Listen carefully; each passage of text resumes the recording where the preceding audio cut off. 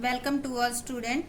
आज हम करेंगे 12th अकाउंटेंसी का chapter 5th retirement and death of partner. आज इस चैप्टर का हमारा 10th लेक्चर है। ये कहें कि प्रैक्टिकल सम्स के लिए आज हमारा ये लास्ट ही लेक्चर कहला जाएगा। और आज के टॉपिक में हम स्टडी करेंगे जॉइंट लाइफ पॉलिसी यानी कि संयुक्त बीमा पॉलिसी और इंडिविजुअल लाइफ इंश्योरेंस पॉलिसी यानी कि व्यक्तिगत जीवन बीमा पॉलिसी। जितने भी पार्टनर होते हैं क्या होता है वो अपने जो है पॉलिसी करवाए रखते हैं। तो मैं आपको इसको समझाने की कोशिश करती हूँ। मान लेते हैं 3 पार्टनर हैं ए, बी और सी। ठीक है, तीनों इक्वल पार्टनर हैं। कई बार क्या होता है कि फ्यूचर में कोई पार्टनर किसी पार्टनर की डेथ हो जाती है, तो इस टाइम अगर ऐसा सिचुएशन आ जाती है तो पार्टनर को क्या करना पड़ता है, पेमेंट करनी पड़ती है। जो भी जिस भी पार्टनर की डेथ हो जाती है उसके एग्जीक्यूटर को यानी कि उसके उत्तराधिकारी को। तो इस टाइम जो भी आपकी फर्म होती है उसके पास पैसे की शॉर्टेज होने की चांसेस हो सकते हैं। तो इस कारण से कंपनी जो फर्म है वो क्या करती है, पॉलिसी करवा लेती है। ठीक है, लाइफ पॉलिसी जिसको कहते हैं लाइफ पॉलिसी। तो ये 2 प्रकार से करवाई जा सकती है। एक तो जॉइंट हो सकती है, ठीक है, और एक इंडिविजुअल हो सकती है, इंडिविजुअल। ठीक है, तो इस तरह से हो सकती है। तो ये जो पॉलिसी करवाई जाती है ये सभी पार्टनर की अगर इकट्ठी करवाई है तो मान लेते हैं 3 लाख की पॉलिसी करवाई है। ठीक है, अगर किसी पार्टनर मान लेते हैं सी है, सी की डेथ हो जाती है, क्या हो जाती है, डेथ। तो अब इसका जितना भी हिस्सा बनेगा वो किसको दिया जाएगा, इसके एग्जीक्यूटर को दिया जाएगा, सी के एग्जीक्यूटर को दिया जाएगा। तो इस कंडीशन में इन दोनों के सामने ये प्रॉब्लम खड़ी हो जाती है कि इसको जो पैसा दिया जाएगा उसका प्रबंध कैसे किया जाए। तो अब देखो, अगर जॉइंट लाइफ पॉलिसी करवा रखी है तो सीधी सी बात है ये ड्यू हो जाएगी तो इसके 3 लाख रुपए मिलेंगे और उसमें से 1/3 निकाल के इसका 1 लाख रुपए जो है पेमेंट कर दिया जाएगा। तो ये पेमेंट करने में इसको सुविधा हो जाएगी। पहली कंडीशन थी हमारी जॉइंट लाइफ पॉलिसी। ठीक है, दूसरे में होती है जब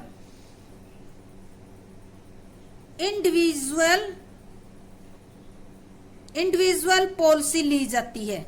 ठीक है, तो यहां मैं लिखती हूं पॉलिसी और यहां लिखती हूं सरेंडर वैल्यू। सरेंडर वैल्यू क्या होती है, वो वैल्यू होती है अगर मान लेते हैं कोई पार्टनर पॉलिसी को बीच में ही छोड़ देते हैं तो जो वैल्यू प्राप्त होती है उसको सरेंडर वैल्यू कहते हैं। मान लेते हैं इसकी लाइफ में ली गई है ए की जो है पॉलिसी, ए की लाइफ पे ली गई है 1.5 लाख की, इसका सरेंडर वैल्यू हम कह सकते हैं कि 60,000 है।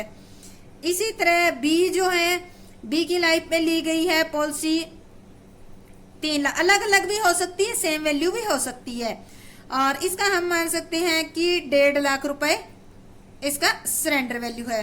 अब आता है सी के क्या है, 1.5 लाख रुपए की पॉलिसी ली गई है। ठीक है, और इसका सरेंडर वैल्यू था 60,000 रुपए। तो ऐसी कंडीशन में जब सी जो है सी की डेथ होगी तो अब देखो इसकी पॉलिसी क्या हो जाएगी, मैच्योर हो जाएगी। मैच्योर हो जाएगी तो इसके 1.5 लाख रुपए मिलेंगे। इस 1.5 लाख में क्या होगा, इसका हिस्सा, क्योंकि ये पॉलिसी जो है वो सभी के जीवन पे अलग अलग तो है, पर जो प्रीमियम पे किया जाता है हर साल वो प्रॉफिट एंड लॉस काउंट में एज ए एक्सपेंसेस दिखाया जाता है। ठीक है, इस कारण से ए की पॉलिसी पर भी इन दोनों का हक होगा, बी की पॉलिसी पर भी इन दोनों का हक होगा, यानी कि इनकी एक दूसरे की पॉलिसी पर एक दूसरे का ये जो प्रॉफिट शेयरिंग रेशियो उसमें ही हक होगा। अब देखो इसकी तो डेथ होगी तो इसकी पॉलिसी मैच्योर होगी तो इसमें 1/3 कितने मिल जाएंगे इसको, 50,000 रुपए इसकी पॉलिसी में से सी को दिए जाएंगे और बाकी जो है वो 50,000 रुपए ए और बी को दिए जाएंगे क्योंकि इनका रेशियो इक्वल है। ठीक है, अब बात आ गई सी की डेथ होगी, इस कारण सी की पॉलिसी तो मैच्योर होगी, पर ये 2 जो और है इनकी पॉलिसी तो मैच्योर नहीं हुई। अब इनकी पॉलिसी में सी का हिस्सा भी है, तो अब क्या किया जाएगा, तो अब देखो इनका सरेंडर वैल्यू है उसमें सी को हिस्सा मिलेगा। इनकी सरेंडर वैल्यू कितनी होगी, इनका सरेंडर वैल्यू हो गया 2 लाख 10,000। 2,10,000 में 1/3 कितना हो गया? 70,000। तो इन दोनों की पॉलिसी में इसको 70,000 यानी कि इनके जो जीवित पार्टनर है उनकी जो पॉलिसी का सरेंडर वैल्यू है उसमें उसको हिस्सा मिलेगा, और जिसकी डेथ हो जाती है उनमें जो पॉलिसी मैच्योर होती है उसमें उसका 1/3 हिस्सा मिलेगा। तो इस प्रकार कुल मिलाकर हम कहें कि इस पार्टनर को कितना मिलेगा? 70,000 प्लस 50, 1,20,000 इस पार्टनर को दिया जाएगा। तो इस तरह से हम दोनों ही कंडीशन में, जब जॉइंट हो और जब इंडिविजुअल हो, तो हम दोनों ही कंडीशन में इसका आज स्टडी करेंगे कि किस तरीके से हमें इसकी एडजस्टमेंट करनी है। तो पहले इसका थ्योरी कर लेते हैं, थ्योरी का क्वेश्चन भी आता है, उसके बाद इसके सम करेंगे हम अच्छे ढंग से। तो देखो, सबसे पहला है जॉइंट लाइफ पॉलिसी, संयुक्त बीमा पॉलिसी। मृत साझेदार के उत्तराधिकारियों को देय राशि को चुकता करने के लिए धन की आवश्यकता होती है, और इसकी व्यवस्था करने के लिए फर्म द्वारा साझेदारों के जीवन पर संयुक्त बीमा पॉलिसी ले ली जाती है। ठीक है, जो कि अभी हमने समझा है। सेकंड आता है हमारा इंडिविजुअल लाइफ इंश्योरेंस पॉलिसी, यानी कि ये कौन सी होती है? व्यक्तिगत जीवन बीमा पॉलिसी, जो अलग अलग ली जाती है। केवल एक संयुक्त बीमा पॉलिसी लेने की बजाय फर्म द्वारा साझेदारों के जीवन पर अलग अलग पॉलिसी भी ली जा सकती है। तो दोनों ऑप्शन होते हैं, इकट्ठी भी जॉइंट भी ले सकते हैं, अलग अलग भी लेते हैं। अगर अलग अलग ली है तो ऐसी दशा में अलग अलग पॉलिसी पर प्रीमियम जो है, प्रीमियम का भुगतान कहां से किया जा रहा है? प्रीमियम का भुगतान फर्म द्वारा किया जाता है, और यह सभी पॉलिसीज फर्म की क्या कहलाएगी? एसेट्स मानी जाएगी। क्यों? क्योंकि ये जो प्रीमियम है वो फर्म के द्वारा पे किया जा रहा है, इस कारण से ये एसेट्स मानी जाएगी। किसी भी साझेदार की मृत्यु की दशा में बीमा कंपनी से केवल मृत साझेदार की जीवन बीमा पॉलिसी की राशि ही प्राप्त होती है। देखो, अब बीमा पॉलिसी की राशि तो उसी की ही मिलेगी जिसकी डेथ हो जाएगी, जो जीवित रहेगी उसकी नहीं मिलेगी, क्योंकि ये इन्होंने लाइफ फुल लाइफ का लिया हुआ है। तो इस कारण से जो साझेदार मृत है यानी कि जिसकी डेथ हो जाती है उसकी पॉलिसी मैच्योर हो जाती है, और उस पॉलिसी की अमाउंट जो मैच्योर हो जाती है सभी पार्टनर जो है लाभ विभाजन अनुपात में, प्रॉफिट शेयरिंग रेशियो में आपस में बांट लेते हैं। तो पहली कंडीशन तो ये होगी, यानी कि जिसकी डेथ होगी उसकी पॉलिसी को ये डिवाइड कर लेते हैं सभी पार्टनर। अब आता है जीवित साझेदारों की पॉलिसी चालू रहेगी, क्योंकि जो सर्वाइविंग पार्टनर है उनकी पॉलिसी चालू रहेगी, लेकिन जो सर्वाइविंग पार्टनर है उनकी पॉलिसी की जो सरेंडर वैल्यू उसमें मृतक साझेदार का कानूनी अधिकार होगा। तो क्या होगा? परंतु मृतक साझेदार के कानूनी उत्तराधिकारी को देय राशि की गणना करते समय इन अन्य पॉलिसीज के समर्पण मूल्य को भी ध्यान में रखा जाएगा। जो सरेंडर वैल्यू है उसको भी ध्यान में रखना है। मृतक साझेदार के कानूनी अधिकारी को जो डिस पार्टनर है उसका जो एग्जीक्यूटर है उसको क्या क्या लेने का अधिकार है पॉलिसीज के मामले में? तो मृतक साझेदार की पॉलिसी पर बीमा कंपनी से जो अमाउंट मिलेगा उसमें शेयर मिलेगा इसको। दूसरा, जीवित साझेदारों की पॉलिसीज के सरेंडर वैल्यू में हिस्सा पाने का अधिकारी है। तो इस तरह से इन दोनों की हम लेंगे। तो अब देखो इसका अकाउंटिंग ट्रीटमेंट होता कैसे है, जो पॉलिसीज है उसका अकाउंटिंग ट्रीटमेंट कैसे किया जाता है। तो इसके accounting treatment of life policy का 2 टाइप से होता है।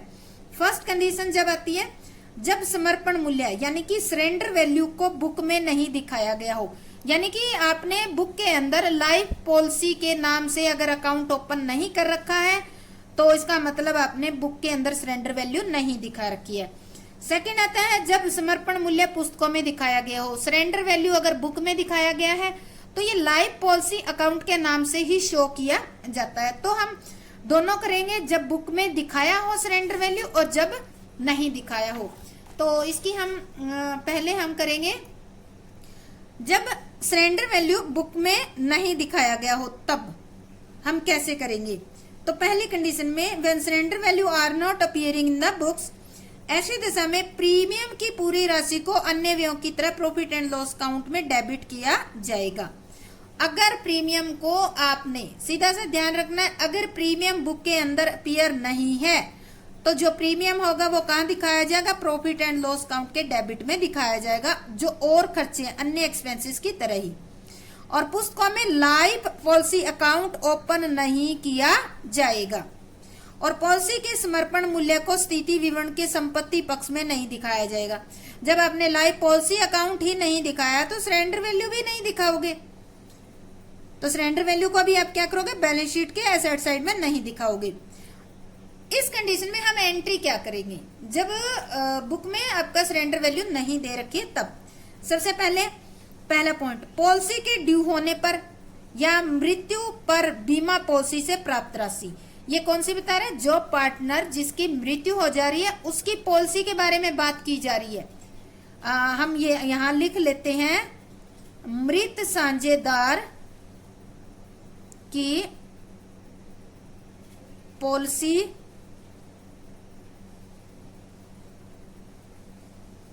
मैच्योर होने पर।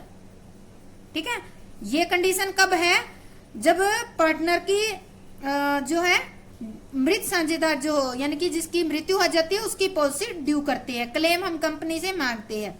तो एंट्री क्या करेंगे, insurance company account debit to life policy account, bracket में इसमें नरेशन में लिखेंगे claim due on partners death और मैच्योरिटी। दोनों ही कंडीशन हो सकती है, मैं डेथ भी या फिर आपने टर्म पॉलिसी ले रखी है तो मैच्योरिटी टाइम भी आ सकता है, क्योंकि जरूरी नहीं है कि हर एक पार्टनर की डेथ से रिलेटेड फुल लाइफ की पॉलिसी ली जाए। कई बार टर्मली पॉलिसी ली जाती है जो 10 साल 12 साल 16 साल के अंदर कंप्लीट हो जाती है, ऐसा भी हो सकता है। पहली एंट्री हमने क्या की, ड्यू कर दी। अब देखो, अभी आपने कंपनी के पास अपने मैसेज भेज दिया कि इस पार्टनर की डेथ हो गई है और इसकी पॉलिसी मैच्योर हो जानी चाहिए। सेकंड, अब कंपनी ने कंफर्म कर लिया तो कंपनी क्या करेगी, life policy account debit to all partners account, जो भी अमाउंट होगा वो सभी पार्टनर के अंदर डिस्ट्रीब्यूट कर दिया जाएगा। कौन से रेशियो में, ओल्ड रेशियो में।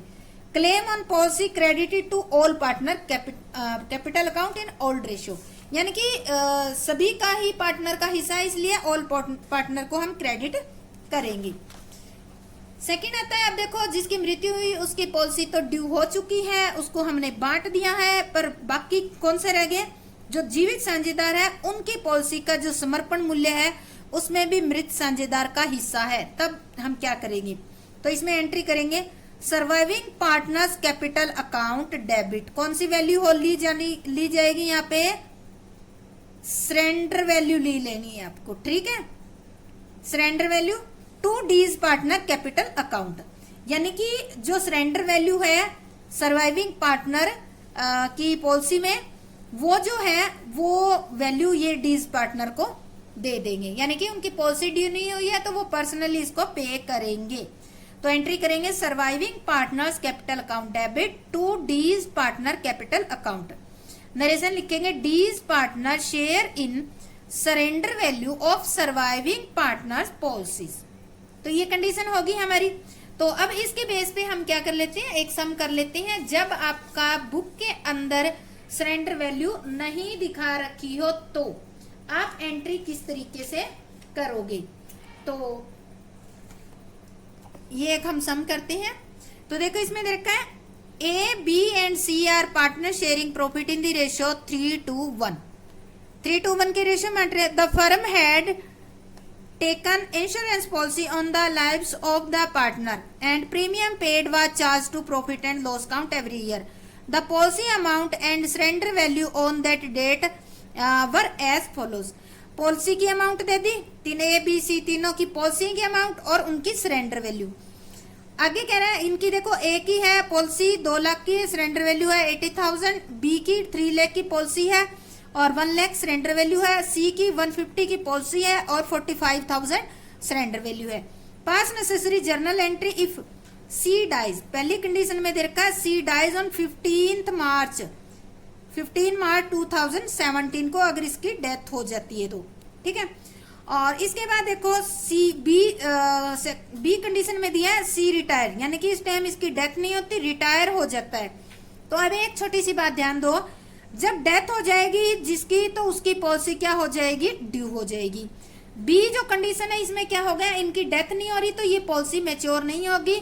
जो हिस्सा दिया जाएगा रिटायरिंग पार्टनर को, इसका जो टोटल है उसका हिस्सा दिया जाएगा।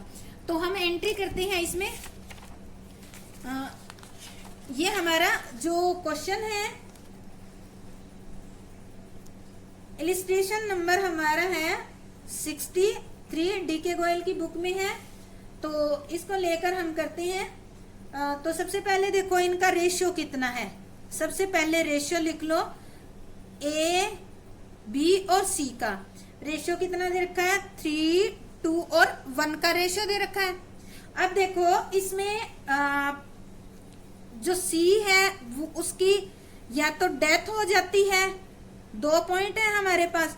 दूसरी कंडीशन में वो क्या हो जाता है, रिटायर हो जाता है। ठीक है, तो दोनों में वो क्या हो जाता है, रिटायर हो जाता है। ठीक है, तो दोनों कंडीशन में हमने करना है। तो फर्स्ट कंडीशन हम लेते हैं, सबसे पहले हम लेते हैं if C dies on 15th March 2017। पहले कंडीशन क्या है हमारे पास, यानी कि सी की मृत्यु हो जाती है। अब देखो सी की मृत्यु हो जाएगी तो क्या करेंगे हम, 15 मार्च को हुई है तो हम यहाँ 2017 15 मार्च यहाँ पे आपको डेट लिखनी जरूरी है।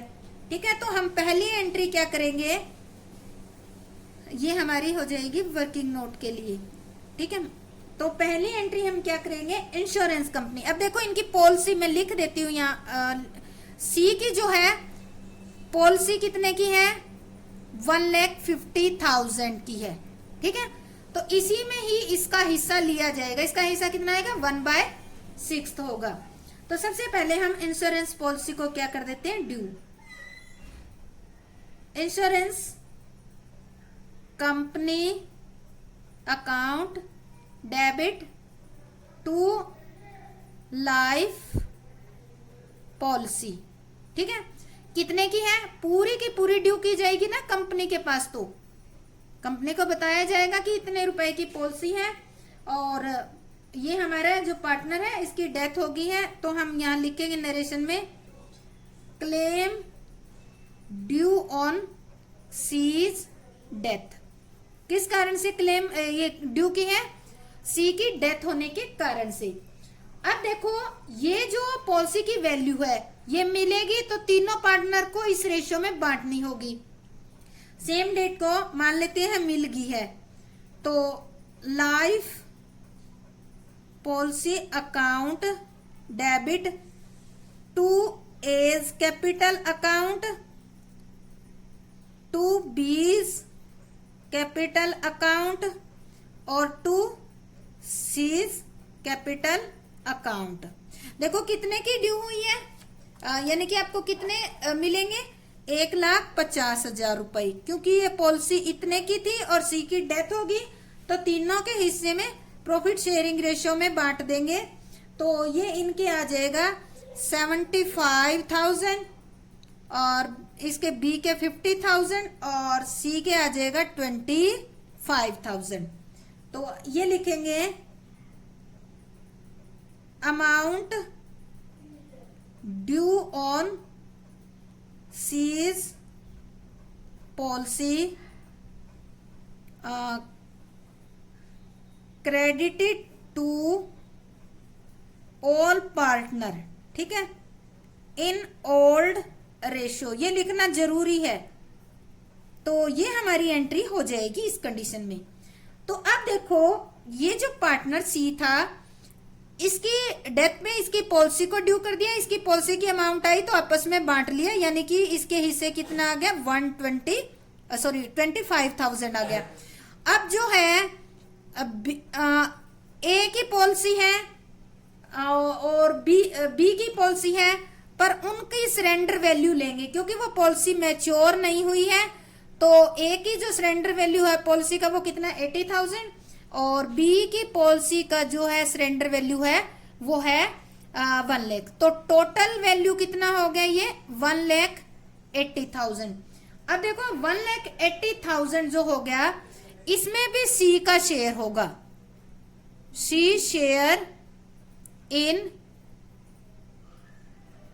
सर्वाइविंग पार्टनर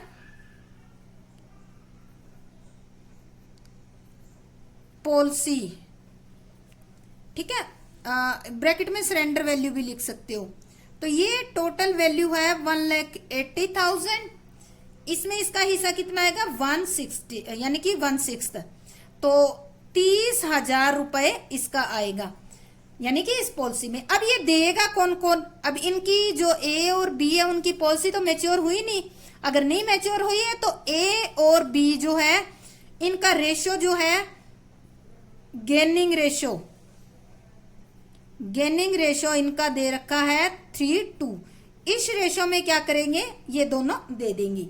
तो इसकी एंट्री हम करेंगे 15 मार्च को, सेम डेट को करेंगे। तो हम एंट्री करेंगे A's capital account debit, B's capital account debit, और 2 कौन सा, सीज कैपिटल अकाउंट। ठीक है, तो 30,000 का ए तो देगा इसको 18,000 रुपए और बी देगा इसको 12,000 रुपए। ठीक है, ए कितना देगा, ए देगा 18,000 रुपए और बी देगा 12,000 रुपए। तो एंट्री कर देंगे 18,000 और 12,000, टोटल कितने हो गए 30,000 रुपए। तो अब हम लिखेंगे, इसकी नरेशन लिख देंगे, C's share in surrender value of A and B policy. ठीक है, तो ये इस तरह से हमारा एंट्री कंप्लीट हो जाएगी। तो ये हमारी सिचुएशन कौन सी थी, जब क्या होता है सी की मृत्यु हो जाती है।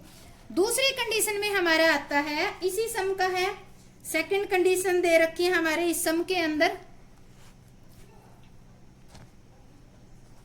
सेकंड कंडीशन है if C retire on 15th March 2017। अब अगर ये रिटायर होता है तो क्या होगा, तो देखो रिटायर होगा तो इसको क्या करना होगा, पॉलिसी तो किसी की मैच्योर हुई नहीं है, तो इनकी केवल सरेंडर वैल्यू लेनी है आपको। ठीक है, सरेंडर वैल्यू लेनी है। ए की सरेंडर वैल्यू कितनी है, ए की पॉलिसी की है 80,000, बी की जो पॉलिसी है उसकी सरेंडर वैल्यू है 1,00,000 और सी की पॉलिसी है उसकी जो है वो है 45,000। तो टोटल सरेंडर वैल्यू कितनी होगी आपकी 2,50,000। इसमें निकालेंगे सी का शेयर 2,25,000। यहाँ सोच रहे होंगे कि सी की पॉलिसी मैच्योर होगी, नहीं, सी की डेथ नहीं हुई है, अलग अलग पॉलिसी है तो मैच्योर नहीं हुई है, इस कारण तीनों का ही सरेंडर वैल्यू लिया जाएगा। इसमें 1/6 शेयर, तो इसका ये रेशो आ जाएगा, अमाउंट आ जाएगा 37,500। इसको फिर ये ले लेंगे गेनिंग रेशो में। गेनिंग रेशो कितना इनका 3:2 का है, तो ए कितना देगा इसको 37,500 इंटू 3/5, ये देगा इसको 22,500 और बी कितना देगा 37,500 इंटू 2/5, तो ये देगा इसको 15,000। अब इसकी एंट्री हम कर देते हैं।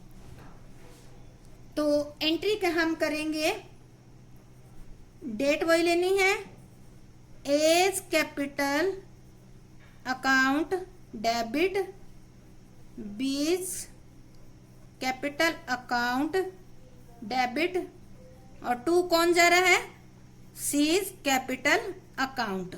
कितने कितने दे रहे हैं, ए दे रहा है 22,500, बी दे रहा है 15,000, इसको टोटल कितने मिल रहे हैं 37,500। तो अब हम लिखेंगे सीज शेयर इन, ये कौन सी है, surrender value of all partner life policy account in gaining ratio, यहां लिखना जरूरी है आपको गेनिंग रेशियो, क्योंकि गेनिंग रेशियो में ही लिया जाएगा। तो इस तरह से हम ये एंट्री कर देंगे। तो ये जो पार्टनर है सी यहाँ रिटायर हो रहे हैं, तो एक ही एंट्री होगी इस कंडीशन में, क्योंकि पॉलिसी कोई ड्यू हुई नहीं है। पॉलिसी ड्यू ना होने के कारण क्या हो गया, तो इसमें केवल सभी पार्टनर्स की जो सरेंडर वैल्यू है उसका ही हिस्सा इसको मिलेगा, जाने वाले पार्टनर को। तो अब हम करते हैं, ये कंडीशन हमारी थी जब सरेंडर वैल्यू जो है बुक के अंदर ना दिखाई हो। इसके बाद नेक्स्ट हमारा आ जाता है, सेकंड पॉइंट हमारा आता है, सेकंड पॉइंट हमारा है when surrender value are already appears in the book, यानी कि सरेंडर वैल्यू अगर बुक के अंदर दिखाया है तो आपको किस तरह से करना है। अभी तो देखो हमने सम किया है, उसमें सरेंडर वैल्यू का दिखाई नहीं रखा था। बुक में दिखाने का मतलब होता है कि आपने लाइफ पॉलिसी अकाउंट बना रखा है और उसके अंदर आपकी सरेंडर वैल्यू है वो ट्रांसफर किया होता है। तो हम इसकी थ्योरी पढ़ते हैं और इसकी देखते हैं कौन कौन सी एंट्री होगी। जब समर्पण मूल्य पुस्तकों में पहले से ही दिखाया हो, नहीं दिखाया वो पॉइंट हम कर चुके हैं। अब हम वो करेंगे जिसमें पुस्तकों में सरेंडर वैल्यू दिखा रखा हो। ऐसी दशा में प्रीमियम की पूरी राशि को प्रॉफिट एंड लॉस काउंट में डेबिट नहीं किया जाएगा।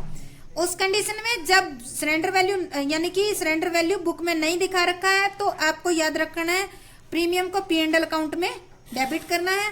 जब सरेंडर वैल्यू दिखा रखा है ऑलरेडी तो आपको P&L अकाउंट में डेबिट नहीं करना। ठीक है, ये ध्यान रखना है आपको कि सरेंडर वैल्यू जो है प्रीमियम की अमाउंट है उसको आपको P&L अकाउंट के डेबिट में नहीं दिखाना। और पॉलिसियों के समर्पण मूल्य से जितनी भी पॉलिसी है, 1 2 3 पार्टनर है, तीनों पार्टनर की पॉलिसी का जो भी सरेंडर वैल्यू होगा उससे आप एक अकाउंट बना दोगे जिसका नाम क्या रखोगे, लाइफ पॉलिसी अकाउंट। और सरेंडर वैल्यू को आप कहां दिखाओगे, बैलेंस शीट के एसेट साइड में दिखाया जाएगा। और जब किसी साझेदार की डेथ हो जाती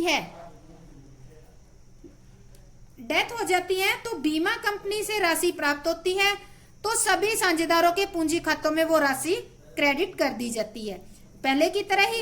यानी कि जो राशि जिसकी डेथ हो जाएगी उसकी अमाउंट मिलेगी वो तो सब में ही बांट दी जाएगी।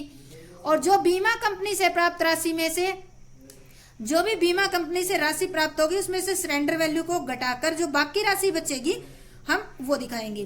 इस कंडीशन में एंट्री क्या की जाएगी, देखो सबसे पहले स्टेप वाइज देखना है इस एंट्री को।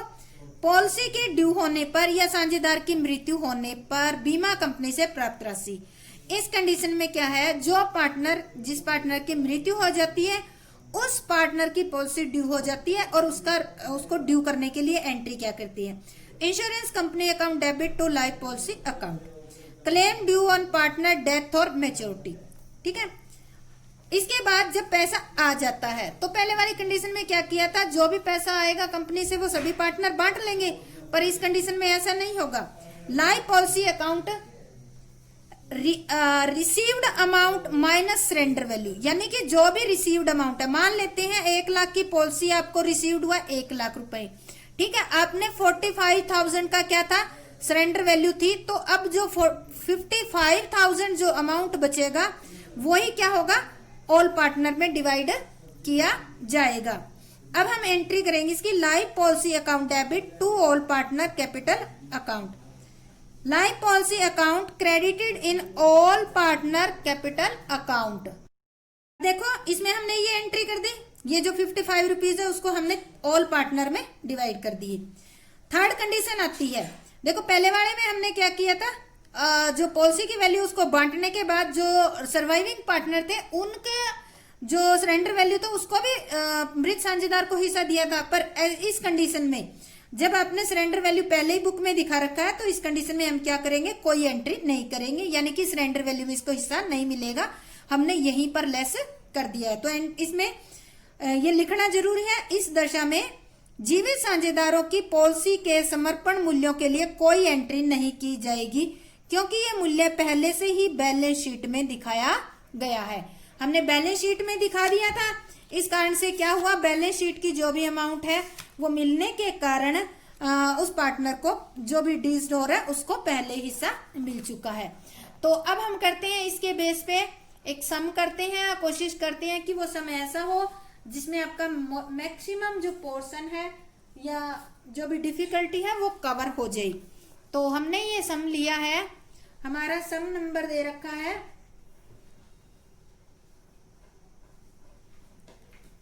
पेंसिल ले लेती हूँ। सम नंबर है यहाँ पे, इलिस्ट्रेशन नंबर है 75।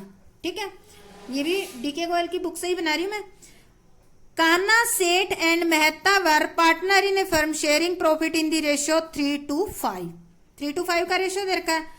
On 31 December 2016 the balance sheet तीनों की दे रखी है।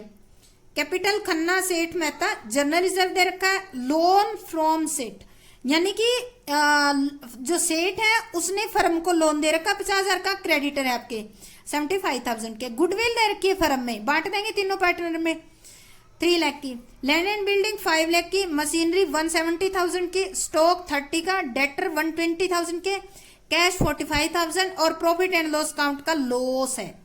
देखो इस साल का लॉस है जो भी 31 दिसंबर को खत्म होता है इसी ईयर का 60,000 रुपए। On 14th March 2017 set died, यानी कि आपका जो ईयर कंप्लीट होता है उसी ये कह सकते हो कि 31 मार्च 2017 को। खाते बंद कब हुए? 31 मार्च 2016 को, ठीक है, करने हैं। और 31 दिसंबर 2016 को खाते बंद किए और 3.5 महीने यानी कि ये कह सकते हो कि 14 मार्च 2.5 महीने के बाद क्या हुआ, सेठ जो है उसकी डेथ हो गई है। आगे क्या कह रहा है, यानी देखो 14 मार्च दे रखा है तो पूरा नहीं महीना नहीं बनता, तो इसका जो प्रॉफिट का हम कैलकुलेशन करेंगे उसमें डेज लेकर कर लेंगे, जितने भी दिन बन जाएंगे। The partnership deed provided that on the death of partner the executor of the deceased partner is entitled to balance in capital. Capital balance sheet में दिखा रखी है वो कैपिटल मिलेगी। Share in profit up to the date of death on the basis of last year. आपके deed में लिखा हुआ है कि जो जिसकी मृत्यु हो जाती है तो उसको जो प्रॉफिट की कैलकुलेशन करेंगे तो पिछले साल का जो प्रॉफिट होगा उसके बेस पे। तो देखो इसमें पिछले साल का प्रॉफिट कितना है, यानी कि लॉस है 60,000 की। He share in profit and loss on revaluation of assets and reassessment of liability which were as follows.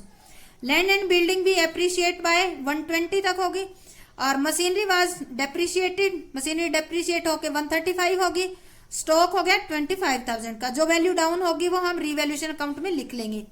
Provision बनाना है 2.5% on bad and doubtful debtor was to create on debtor. आगे कह रहा है the net amount payable to Seth executor was transfer to his loan account which was to be paid later. यानी कि जो सेठ जो है उसका जो भी कानूनी उत्तराधिकारी है, सेठ की मृत्यु के बाद जो अमाउंट बनता है वो उसके लीगल जो एग्जीक्यूटर है उसको ट्रांसफर कर दिया जाएगा। और किस रूप में? और लोन अकाउंट के रूप में ट्रांसफर कर दिया जाएगा। Prepare revaluation account, partner capital account and Seth executor Khanna and Mehta decide to continue the business keeping their capital balance in their new profit sharing ratio. Any surplus or deficit to be transfer to current account of the partner. अगर मान लेते हैं कि इसको payment करने के लिए कोई अमाउंट की कमी या ज्यादा रहेगा तो वो किसी पार्टनर से मंगा लिया जाएगा और इनकी कैपिटल को भी एडजस्ट किया जाएगा। तो हम इसका करते हैं सम। सबसे पहले आपको क्या बनाना है, रीवैल्यूएशन अकाउंट बनाना है। तो हम रीवैल्यूएशन अकाउंट बनाते हैं। ये हमारा हमने पहले ही देख लिया कि क्या है, ये हमारा 75 नंबर का इलिस्ट्रेशन है। तो हम यहाँ पे लिख लेते हैं रीवैल्यूएशन अकाउंट। ये हमारी अमाउंट आ जाएगी और क्रेडिट साइड होगी हमारी और डेबिट साइड। अब देखो क्वेश्चन में मैं पढ़ती जाऊंगी, आप साथ के साथ मिलाते जाना। Land and building was to be appreciate by 1,20,000। 1,20,000 से एप्रिशिएट की गई है। तो एप्रिशिएट मतलब लैंड एंड बिल्डिंग क्या होगी आपकी, इंक्रीज होगी। कितने से? 1,20,000 से। सीधा सीधा दे रखा है। आगे कह रहा है machinery was to be depreciate to 1,35,000। Machinery की वैल्यू थी 1,70,000 और अब रिड्यूस होकर कितनी होगी 135। तो कितने का लॉस हो गया आपको, सीधा सीधा 35 का। तो हम लिखेंगे टू मशीनरी अकाउंट कितने 35,000। Stock to 25,000। स्टॉक आपका कितना था, पहले स्टॉक था आपका 30,000 का और अब स्टॉक हो गया आपका 25,000 का। तो स्टॉक में लॉस कितना हो गया आपको 5,000 का हो गया, लिख लेंगे हम। इसके बाद प्रोविजन बनाना है। प्रोविजन बनाना है आपको। डेटर आपके दे रखे हैं 1,20,000, इस पे 2.5% बनाने आपको डेटर। प्रोविजन बनाना है तो ये प्रोविजन नियर अबाउट आपका 3,000 बन जाएगा। तो यहां लिखेंगे प्रोविजन फॉर बैड डेब्ट्स कितने रुपए 3,000 रुपए। और कोई आइटम है नहीं, तो अब हम टोटल कर लेंगे। इसका टोटल कितना आ जाता है हमारा, इसका टोटल आता है क्रेडिट साइड का 1,20,000। इसमें से हम अगर ये 43,000 लेस करते हैं तो जो बैलेंस अमाउंट है वो हमारा बच जाता है 77,000। ये किस में बांटा जाएगा, एज ए प्रॉफिट। हम लिखेंगे profit on revaluation account transfer to capital account in old ratio. Ratio कितना है इनका, रेशो हम लिख देते हैं इनका ओल्ड रेशो 3:5 का रेशो है। 3:5 में बांट देंगे। 3:5 में बांटेंगे तो पहले नंबर पे कौन है, खन्ना।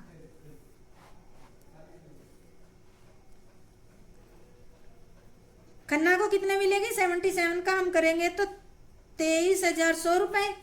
और दूसरा हमारा है सेठ, इसको मिल जाएगा 15,400। और तीसरा हमारा पार्टनर है मेहता, मेहता को मिलेगा 38,500। टोटल करेंगे तो ये 77,000।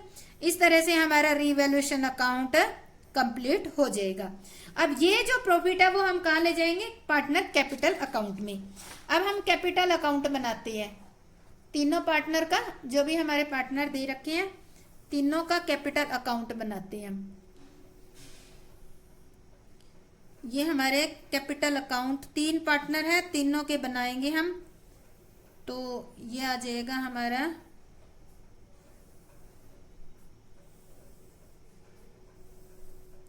और यहां लिख लेते हैं ये हमारा क्या है, कैपिटल अकाउंट। ये हमारी डेबिट साइड है और यहाँ इनके नाम लिख देते हैं कौन कौन है। पहले नंबर पे है खन्ना, फिर है सेठ और फिर है मेहता।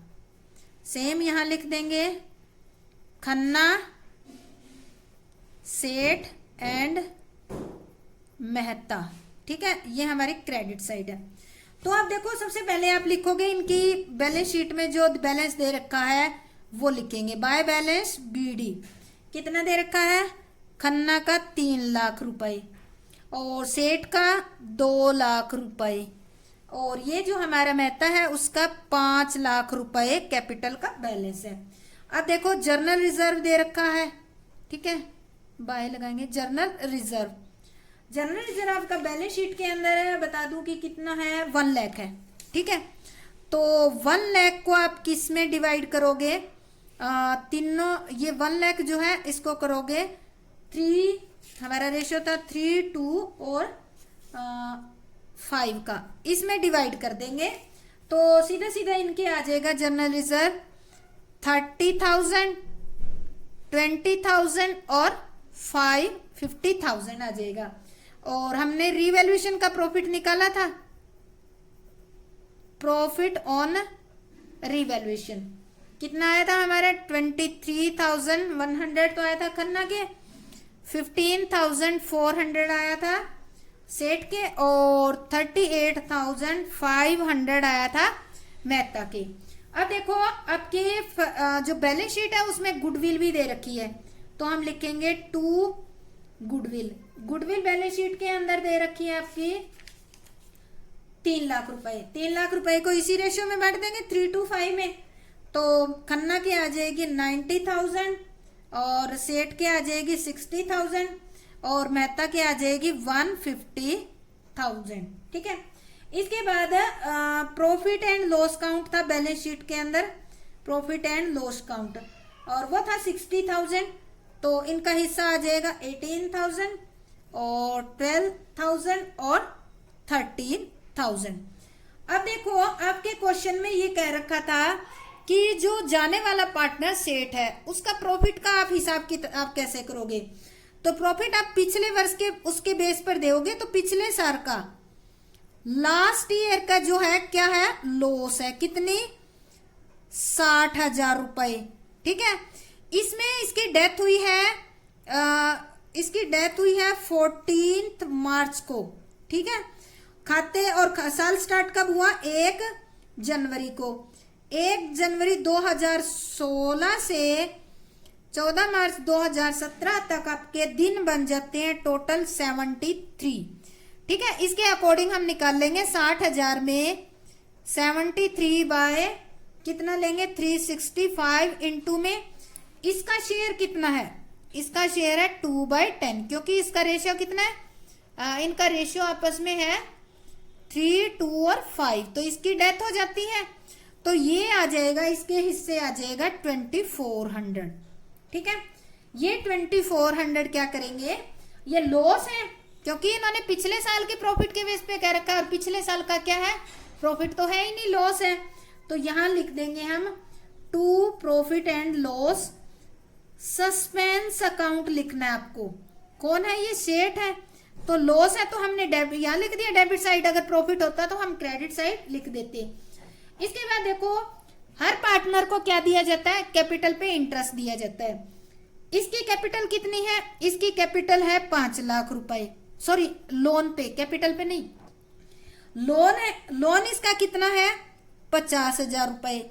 लोन की कोई भी वो नहीं दे रखी, इंटरेस्ट का रेट नहीं दे रखा हो, तो कितना लगाते हैं हम, 6/100, यानी कि इसके लोन पे इंटरेस्ट कितना हो जाएगा, 600 हो जाएगा। हमने 73 डे का लिया है, तो लोन पे जो इंटरेस्ट है वो भी हम क्या करेंगे, इसको कैलकुलेट करके इसका दिखाया जाएगा। ठीक है, तो ये देखो इसका कितना हो गया 600, पर ये जो है ये लोन से रिलेटेड है, तो लोन वाला तो कैपिटल अकाउंट में तो नहीं आएगा। तो अब हम क्या करेंगे, इनका टोटल कर लेंगे, और कोई अमाउंट नहीं है तो टोटल करेंगे, तो ये हमारा आ जाएगा, इसका जो खन्ना है इसका टोटल आ जाएगा 3,53,100 और इसका आ जाएगा 2,35,400 और इसका आ जाएगा 5,88,500। ये इनका क्रेडिट साइड का टोटल आ जाएगा। अब देखो इसमें जो खन्ना है इसका क्रेडिट का ये टोटल है और डेबिट में से ये लेस करेंगे तो 2 बैलेंस सीडी निकल जाएगी इसकी 2,45,100। ठीक है, सेठ की कोई निकलेगी नहीं, सेठ का देखते हैं 2,35,400 है, ये लेस करेंगे तो इसका हिस्सा बच जाएगा 1,61,000। अब ये क्या करना है, कह रखा है इसका जो सेठ है इसके एग्जीक्यूटर के लोन में ट्रांसफर करना है, सेठ एग्जीक्यूटर लोन अकाउंट, तो इसमें ट्रांसफर कर देंगे। और इसके बाद जो थर्ड है मेहता 5,88,500 है, डेबिट में से लेस करेंगे तो इसकी आ जाएगी कैपिटल 4 लाख, सॉरी यहां लिखती हूं मैं 4,08,500। ठीक है, अब इनका टोटल कर लेते हैं और ये टोटल हमारा आ जाएगा, इसके बाद इसका 160 और इसके बाद इसका आ जाएगा 5,88,500। ठीक है, ये हमारा कैपिटल अकाउंट आ गया। अब आपको देखना है हमें सेठ जो है उसका एग्जीक्यूटर अकाउंट भी बनाना है, क्योंकि क्वेश्चन में हमें कह रखा है, तो हम इसका अकाउंट भी बना लेते हैं, सेठ के एग्जीक्यूटर का अकाउंट। तो यहां पे लिखना जरूर सेठ एग्जीक्यूटर अकाउंट। यह क्रेडिट हो गया और ये डेबिट हो गया। यहाँ अमाउंट लिख देंगे, यहाँ पे पर्टिकुलर और यहाँ पे अमाउंट लिख देंगे।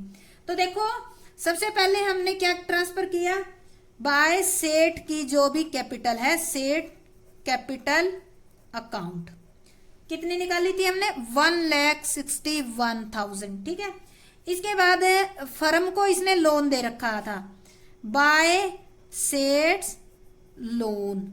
फर्म को इसने लोन कितने का दे रखा था, 50,000 का, 50,000 का लोन दे रखा था। अब इस लोन पे हमने इंटरेस्ट कितना निकाला था, सेट्स लोन, सॉरी लिखना इंटरेस्ट ऑन सेठ लोन अकाउंट कितना निकाला था, 600 रुपये। तो ये सारे कितने हो गए आपके टोटल, अगर हम करते हैं तो 2,11,600। अब ये सारा का सारा किस में ट्रांसफर करना है, सारा का सारा हम ट्रांसफर कर देंगे to Seth executor loan account में। कितना हो गया, 2,11,600। तो 2,11,600 ये हमारा कंप्लीट हो जाएगा अकाउंट। ठीक है, तो ये हो गया हमारा सेठ के एग्जीक्यूटर का अकाउंट। तो इस तरह से आपका कोई भी सम है तो आप बड़ी अच्छे ढंग से कर सकते हो। तो अगर आपको अच्छे ढंग से ये चैप्टर समझ आ गया है तो मेरे चैनल को लाइक, शेयर और सब्सक्राइब जरूर करना। जय हिंद, जय भारत।